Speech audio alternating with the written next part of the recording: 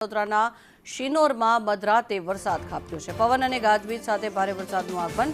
સાદલી, ઉતરાજ અને તેરસામાં પણ વરસાદ વરસ્યો। બજારના અનેક રોડ રસ્તાઓ પર પાણી વહેતા થયા હોવાના દ્રશ્યો સામે આવ્યા છે, જેમાં અસહ્ય ઉકળાટ બાદ મોડી રાત્રે વરસાદ પડતા જોકે ગરમીથી થોડી રાહત મળી છે। પવન અને ગાજવીજ સાથે વરસાદ વરસ્યો છે। વધુ માહિતી મેળવીએ સંવાદદાતા નિલેશ પટેલ જોડાયા છે। નિલેશ, કેવો માહોલ છે અત્યારે આખી રાત જ્યારે વરસાદ પડ્યો છે?